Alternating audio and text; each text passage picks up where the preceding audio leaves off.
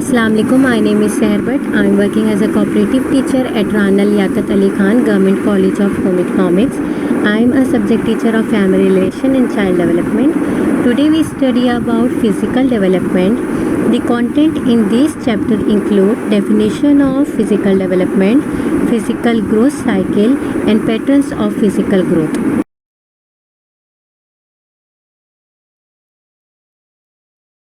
First we have definition of physical development. Physical development includes genetic foundation for development. It involves developing control over the body, particularly muscles. It relates to the growth and skill development of the body. इसका reference है human development by Philip Rice. हमें क्या नज़र आता है कि जो physical development होती है वो हमारे जेनेटिक फाउंडेशन का काम कर रही होती है हमारी डेवलपमेंट में। ये कंट्रोल कर रही होती है हमारी बॉडी को, स्पेशली हमारे मसल्स को। रिलेट करती है हमारी ग्रोथ से, हमारी स्किल से और हमारी डेवलपमेंट ऑफ बॉडी से। अगर हम कोई एक्टिविटी परफॉर्म कर रहे हैं, अगर हम कोई स्किल परफॉर्म कर रहे हैं, वो इसलिए कर रहे हैं क्योंकि हमारी फ़िज़िकल डेवलपमेंट हुई हुई है। एक एग्जाम्पल लेते हैं, ग्रॉस मोटर स्किल्स हैं या लार्ज मसल्स मूवमेंट है। ये इसलिए ही हुई हुई है कि आपके मसल जो हैं स्ट्रेंथ वाले हैं, मतलब कि आपके मसल अच्छे से डेवलप हो चुके हैं, यानी आप फिज़िकल कैपेबल हो कोई भी एक्टिविटी स्किल्स परफॉर्म करने के लिए। अगर हम एक एग्जाम्पल लें इन्फेंट की या टॉडलर्स की, तो आप देखो कि अगर उनकी फ़िज़िकल डेवलपमेंट अच्छी हुई हुई है और टाइम पे हुई हुई है तो वो जल्दी क्राउलिंग करना सीखेंगे, क्लाइंबिंग करना सीखेंगे, रोलिंग करना सीखेंगे और रीचिंग टू ऑब्जेक्ट यानी किसी चीज़ तक जल्दी पहुंचना सीखेंगे। इट इज़ हैपन और due to the good physical development of the child.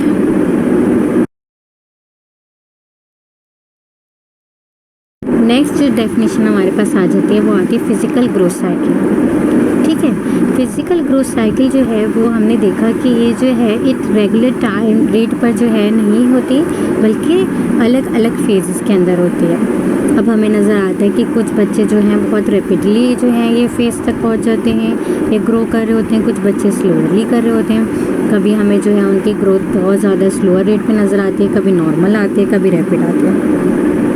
तो हमने बता दिया कि ये जो बच्चों की फ़िज़िकल ग्रोथ होती है या बड़ों की फ़िज़िकल ग्रोथ होती है वो हमेशा एक रेगुलर रेट पे नहीं रहती, जैसे कि एक ही रेट पे, एक ही वेलोसिटी पे, एक ही उस पे नहीं रहती, बल्कि इसमें हमें चेंजिंग नज़र आ रही है। ठीक है, फिर हमें नज़र आए ये दोनों तरह से होती है, साइकोलॉजिकल भी होती है, फिजियोलॉजिकल भी इम्पोर्टेंट होती है, क्योंकि ये इफेक्ट कर रही होती है बच्चों की बिहेवियर को।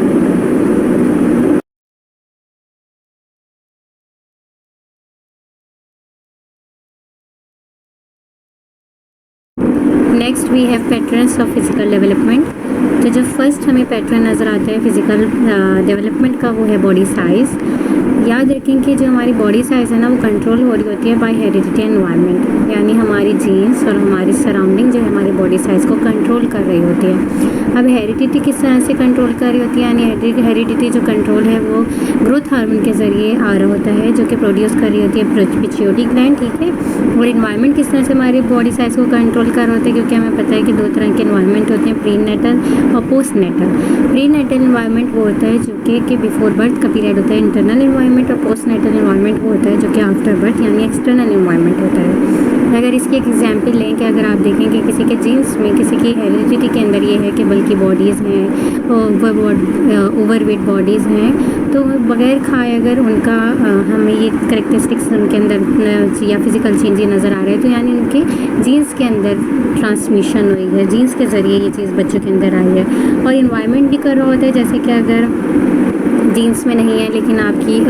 ओवर ईटिंग है, डाइट या जंक फूड ज़्यादा है, एक्सरसाइज कम है, मेटाबॉलिज्म स्लो है, तो क्या चीज़ नज़र आती है हमें कि तब भी यही ओवरवेट होना या बल्कि बॉडी होना नज़र आती है। ठीक है, तो ये हमें पता चला कि बहुत जो हेरिडिटी और इन्वायरमेंट है वो हमारे बॉडी साइज़ को कंट्रोल कर रही है या उनका कोई ना कोई इम्पैक्ट हो रहा है हमारे बॉडी साइज़ के ऊपर। फिर आ जाते हैं कि मेजर किस तरह से किसी का बॉडी साइज़ किया जाए, तो याद रखिए कि body size is major in terms of height and weight, यानी हमारी हाइट और हमारी वेट हमारी बॉडी साइज़ को मेजर कर सकते हैं। हाइट में नज़र आता है कि जो एक ही उम्र के बच्चे होते हैं वो सिमिलर पैटर्न्स में या सिमिलर चेंजेस नहीं नज़र आ रही होती, यानी कि हर बच्चे की हाइट जो है एक उम्र में आके एक जितनी नहीं बढ़ पा रही होती। जैसे कि एक न्यूनेट मेजर दिया गया इन्होंने, न्यूनेट मतलब होता है न्यू बॉर्न, ठीक है, कि बिटवीन 70 to 21 इंचेस जो है एक न्यू बॉर्न बेबी का भी जो है हाइट होती है, लेकिन ये हाइट इंक्रीज़ जो है रैपिडली कर रही होती है और 4 महीने तक वो यकीनन 23 to 24 इंचेस जो है उसकी हाइट हो जाती है, लेकिन एट जो है 8 मंथ जो है वो 26 to 28 इंचेस हो जानी चाहिए और फर्स्ट ईयर तक 28 to 30 इंचेस हमें चेंज नज़र आ रहे होते हैं। हाइट में रैपिडली चेंज नज़र आता है, लेकिन जो फिर हमें नज़र आता है कि एक पीरियड ऐसा आता है प्यूबर्टी का पीरियड कि वहाँ जाके जो हमारी हाइट इंक्रीज़ होती है वो बिल्कुल स्लो हो जाती है और फिर ईयरली, अभी तो मंथली पता चल रहा है, फिर हमें ईयरली चेंजेस नज़र आना शुरू हो जाते हैं। ठीक है, फिर उसके बाद वेट आ जाता है, क्योंकि सेकंड जो हमारे पास आता है कंपोनेंट जो कि मेजर कर रहा होता है हमारी बॉडी साइज़ को, वो होती है वेट। एक न्यू बॉर्न का जो है या न्यू नेट का जो इन्होंने बताया कि वो उसकी जो वेट होता है वो बिटवीन 6 to 8 पाउंड होता है और इसी तरह बच्चे का वेट भी इंक्रीज़ हो रहा होता है मंथली देन फिर ईयरली, और ये भी डिपेंड करता है उसकी डाइट के ऊपर।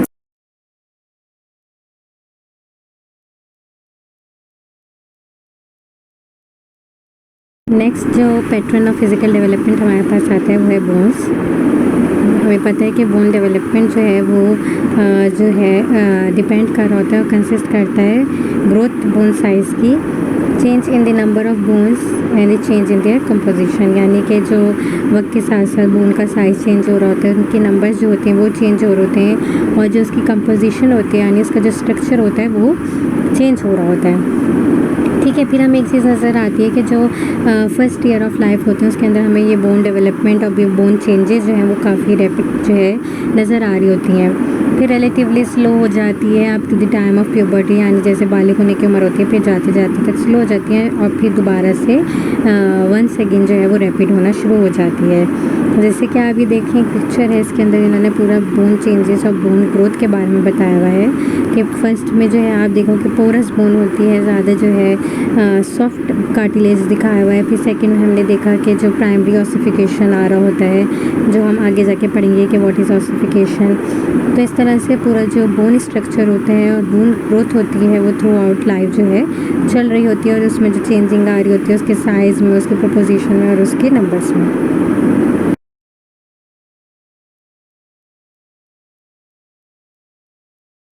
फिर एक बोन का हमें प्रोसेस नजर आता है जिसे हम ऑसिफिकेशन कहते हैं। Basically ossification is the hardening of the bones होती है, यानी कि जो हमारी बोन्स सॉफ्ट होती हैं, जो हमारी बोन्स जो है बच्चों की वो हार्ड हो रही होती हैं। किस प्रोसेस है? ऑसिफिकेशन के प्रोसेस है। इसके अगर डिस्क्राइब किया जाए तो हमें पता है ये एक तरह का प्रोसेस है जिसके अंदर बच्चों की बोन फॉर्मेशन हो रही होती है बाय डिपोजिशन ऑफ कैल्शियम। ठीक है, तो हमें पता चलता है कि ज़्यादातर जो है पोस्ट नेटल होती है, जैसे हम पढ़ चुके हैं कि पोस्ट नेटल वो पीरियड होता है जो आफ्टर बर्थ होता है, यानी एक्सटर्नल पीरियड। ज़्यादातर ये हार्डनिंग ऑफ बोन्स जो है ये पोस्ट नेटल पीरियड के अंदर हो रही होती है। ठीक है, फिर हमें ये चीज़ नज़र आती है कि जो हमारी different parts of the body है उसकी जो बोन्स है वो डिफरेंट रेट के ऊपर जो है ग्रो कर रही है और ये जो है डिपेंड करती है कि कितने सिक्रेशन हार्मोन्स कर रहे हैं, जो कि थायराइड ग्लैंड से सिक्रेट हो रहा होता है कि वो किस तरह से कर रहे हैं, वो सिक्रेशन हार्मोन्स किस तरह से हो रही है, उसकी कोई डेफिशिएंसी नहीं हो रही। तो ये जो प्रोसेस है ऑसिफिकेशन के डिपेंड करता है हमारी हार्मोन्स के ऊपर। नेक्स्ट जो पैटर्न ऑफ फिजिकल डेवलपमेंट हमारे पास आ जाता है वो आता है टीथ। ठीक है, हमें पता है कि जो ग्रोथ ऑफ टीथ है वो कंटिन्यूस प्रोसेस है और ये स्टार्ट हो जाता है थर्ड जो प्री नेटल मंथ होते हैं तब से ये स्टार्ट हो जाता है कि जो टीथ है और जो जॉज हैं वो टीथ जो है इरप्ट करना शुरू हो जाता है जॉज के अंदर। फिर हमें एक और चीज़ नज़र आती है कि दो तरह की जो है टीथ के अंदर हमें टेम्पररी और परमानेंट टीथ चेंजेस नज़र आती हैं और उसके अलावा जो एक और टूथ चेंजेस हमें नज़र आती है वो आती है विजडम टीथ। परमानेंट टीथ जो होते हैं वो जो है after the eruption of temporary teeth, यानी जब टेम्पररी टीथ टूट जाते हैं उसके बाद जो टीथ आते हैं उसको हम परमानेंट टीथ कहते हैं। और जो हमारे पास लास्ट जो टीथ आता है जो कि 21 to 25 ईयर्स तक आ जाना चाहिए, दैट्स कॉल्ड विजडम टीथ, जिसे अकल दाढ़ या दांत कहा जाता है। ठीक है, फिर हमारे पास आ जाते हैं जो फिफ्थ हमारे पास आता है कि फिजिकल डेवलपमेंट का जो पैटर्न है वो हमें नज़र आता है development of the nervous system, यानी जो हमारी नर्वस सिस्टम होती है उसकी डेवलपमेंट होनी। हमें नज़र आता है कि जो नर्वस सिस्टम है ना वो काफ़ी रैपिड होता है बिफोर बर्थ, यानी कि पैदाइश से पहले, और फिर फर्स्ट जो 3 to 4 ईयर्स होती हैं आफ्टर बर्थ तो उसमें भी हमें काफ़ी पीक पर या रैपिडली चेंजेस नर्वस सिस्टम के अंदर आ रहे होते हैं। फिर प्री नेटल पीरियड जो है वो इंक्रीज़ कर रहा होता है, आपको पता है नर्व सेल के अंदर, यानी फिर जैसे मैं बता चुकी हूँ प्री नेटल पीरियड वो पीरियड होता है जो कि बिफोर बर्थ होता है, इंटरनल पीरियड होता है। तो वहाँ काफ़ी साइज़ में, नंबर्स में जो नर्व सेल होते हैं उसमें चेंजेस आ रही होती हैं।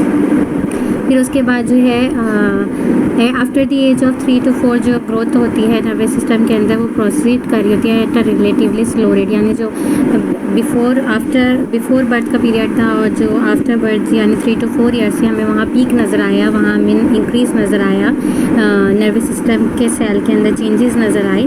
लेकिन आफ्टर जो 3 to 4 ईयर्स है उसके अंदर हमें थोड़ा नज़र आया कि नर्वस सिस्टम जो है रिलेटिवली स्लो रेट पर हो रहा है, या चेंजिंग जो है थोड़ी स्लो हो रही है, या डेवलपमेंट थोड़ी स्लो हो रही है नर्वस सिस्टम की।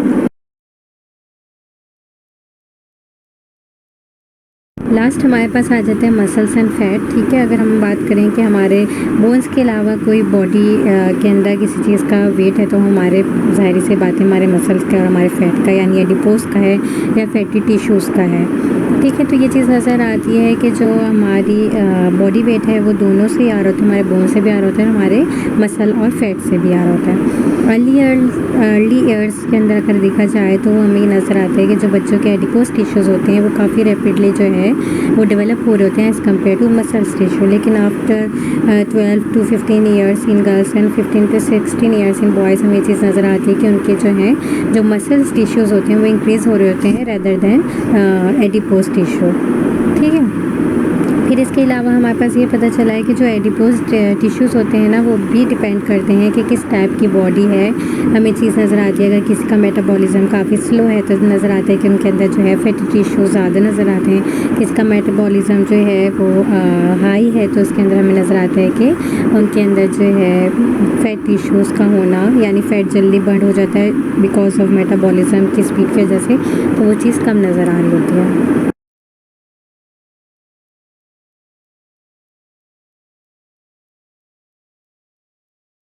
नाउ हम समराइज़ करते हैं टॉपिक को। तो सबसे पहले हमने पढ़ी थी डेफिनेशन ऑफ फिज़िकल डेवलपमेंट। तो हमने बताया कि जो फिज़िकल डेवलपमेंट होती है वो work as a genetic foundation कर रही होती है, वो जो कि जितनी चीज़ें इसके अंदर इन्वॉल्व होती हैं जो हमारी बॉडी को कंट्रोल कर रही होती है, स्पेशली जो हमारे मसल्स होते हैं। ठीक है, हमारी स्किल्स और हमारे मसल्स की जो डेवलपमेंट हो रही होती है वो सिर्फ फिज़िकल वेलबींग की वजह से ही या उसकी डेवलपमेंट की वजह से ही हो रही होती है। ठीक है, इसके बाद हमने पढ़ी थी फिज़िकल ग्रोथ साइकिल। हमने उसके अंदर देखा कि जो हर किसी इंडिविजुअल की जो फिज़िकल ग्रोथ साइकिल है वो एक जैसी नहीं है, और ना ही एक ही बंदे की जो उसकी साइकिल है ग्रोथ साइकिल वो एक ही जैसी रेगुलर रेट पे या वेलोसिटी पे या फेजेस में बढ़ रही होती है, चल रही होती है। इसके अंदर हमें चेंजेस नज़र आए, इंडिविजुअल चेंजेस भी नज़र आए और एक इंडिविजुअल के अपने अंदर जो फिज़िकल ग्रोथ साइकिल चल रही है उसमें भी हमें डिफरेंट रेट वेलोसिटी नज़र आई। ठीक है, कभी कभार नज़र आया कि एक बच्चा जो है वो ग्रो कर रहा होता है काफ़ी रैपिड रेट पे, जल्दी तेज़ी से बढ़ रहा होता है। कभी कभार वही बच्चा सर्टेन फेज़ पे जाके स्लो रेट पे उसकी डेवलपमेंट या ग्रोथ हो रही होती है, या कभी कभार नज़र आता है कि बिल्कुल नॉर्मल हो रही है, ना बहुत ज़्यादा रैपिड है ना बहुत ज़्यादा स्लो है।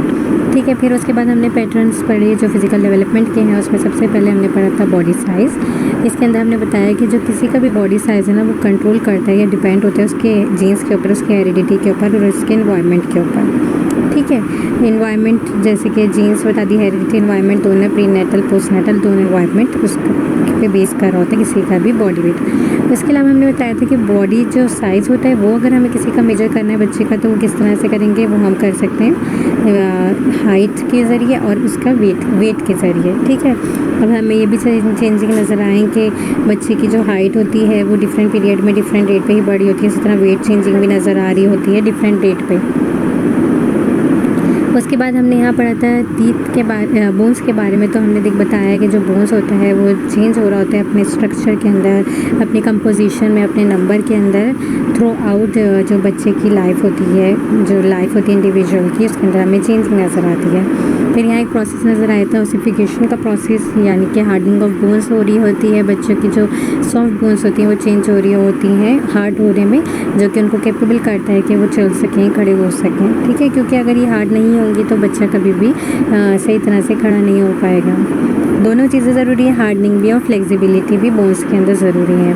फिर हमारे पास आ जाते हैं नेक्स्ट टीथ के बारे में पढ़ा कि दो तरह के टीथ होते हैं, टेम्पररी होते हैं, परमानेंट टीथ होते हैं, जिसको हम मिल्की टीथ कहते हैं। जब टेम्पररी को मिल्की टीथ कहते हैं, तो जब मिल्की टीथ जो है इरप्ट होता है, जब वो टूट जाते हैं तो फिर उसको रिप्लेस करते हैं परमानेंट टीथ। और एट 25 ईयर्स में एक और जो हमारे टीथ ज़्यादातर नज़र आते हैं जिसे हम विजडम टूथ कहते हैं, तब तक हमें प्रोसेस टीथ का नज़र आता है। फिर हमने नर्वस सिस्टम की डेवलपमेंट पढ़ी थी कि नर्वस सिस्टम में भी हमें चेंजिंग नज़र आती है कि आफ्टर बर्थ ज़्यादा स्पीड से उसके अंदर वो चेंजिंग नज़र आ रही होती है, फिर वक्त के साथ साथ थोड़ी स्लो नज़र आ रही होती है, फिर दैन दोबारा रैपिडली चेंजिंग नज़र आना शुरू हो जाती हैं।